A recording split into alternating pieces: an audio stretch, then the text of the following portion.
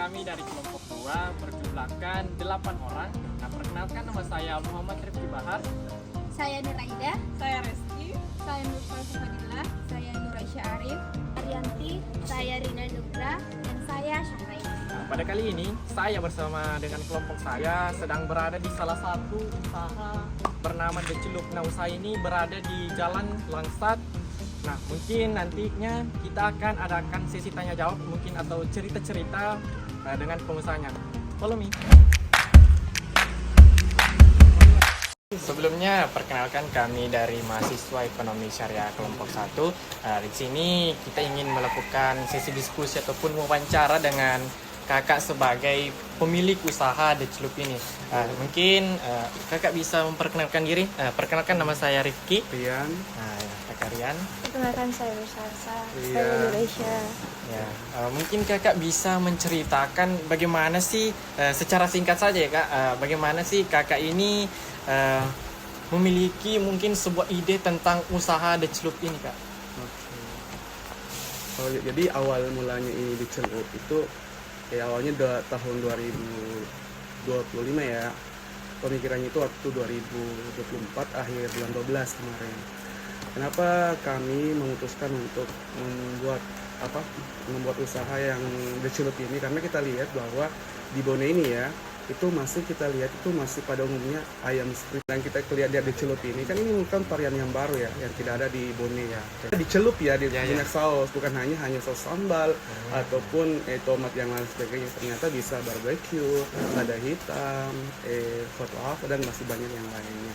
Itu yang tertarik kami untuk membuat atau membangun bisnis ini, karena ini adalah pertama yang ada di Bone. Mungkin kakak ini terinspirasi dan juga ingin membuat sebuah mungkin model makanan yang tidak ada di Bone ini ya. Ya itu awalnya ya. Kita mau melihat bahwa kita tidak mau membangun sebuah bisnis yang sudah ada ya, maksudnya. Ya. Kalau bisa kita yang pertama lah. Ya, Gitu. Kenapa kakak memilih sistem franchise sebagai model bisnis, dan mungkin kakak bisa memberikan kita tentang tantangan-tantangan apa yang kakak lewati hingga pada saat ini? Iya, kalau franchise itu kan pasti sudah ada ya yang berdiri. Beda kalau kita yang membangun sendiri. Kalau kita yang membangun brand sendiri itu agak-agak sulit untuk bagaimana kita mengenalkan kepada masyarakat ataupun customer yang mau kita tembak ya istilahnya. Karena kalau kita buat bisnis itu, kita harus lihat juga bahwa pasar kita siapa, market kita siapa.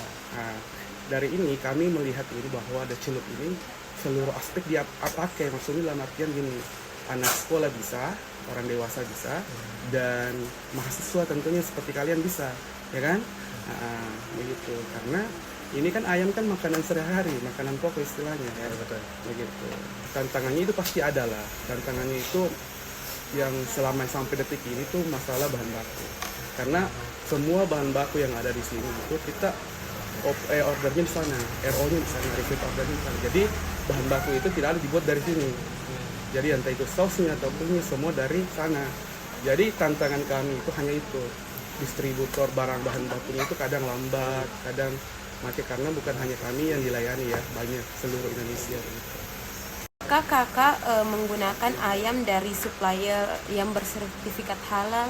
Oke, ya jadi ini kan bagusnya nih Pringles, dia mengikat kita untuk mengambil ayam di tempat dia.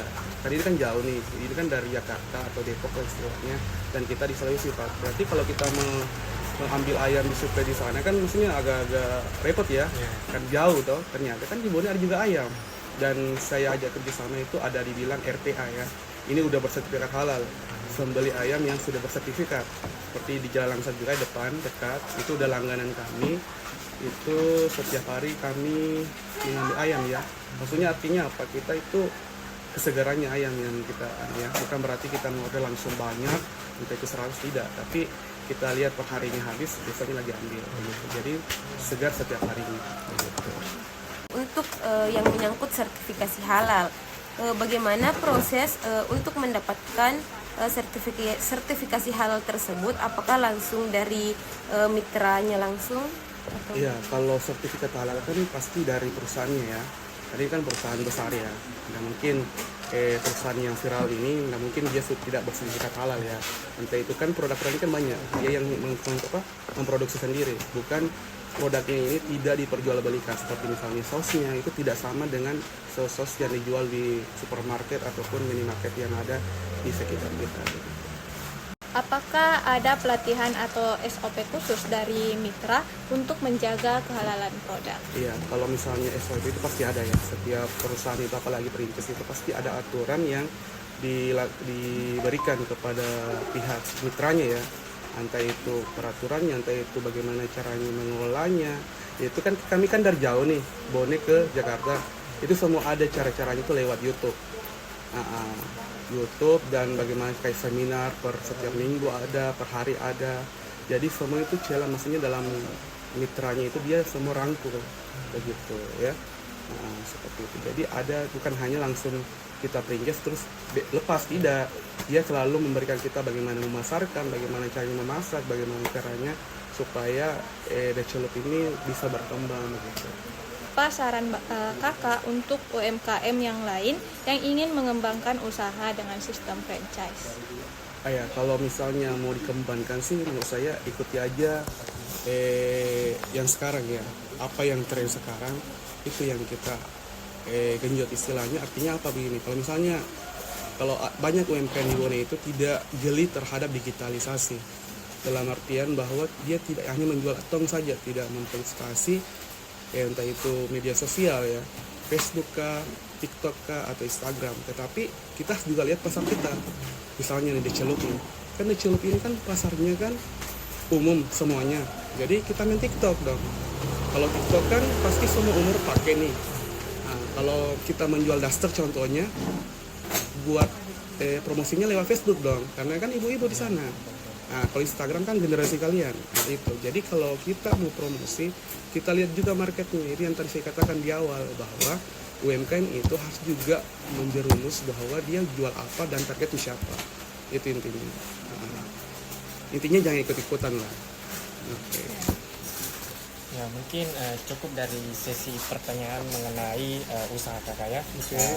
Ya, semoga usaha kakak ini bisa tetap maju dan berkembang Amin. hingga mungkin buka cabang-cabang di sekitar mana. Betul. Terima kasih kak atas sedikit cerita tentang usaha-usaha kakak. Ya. Terima kasih kak.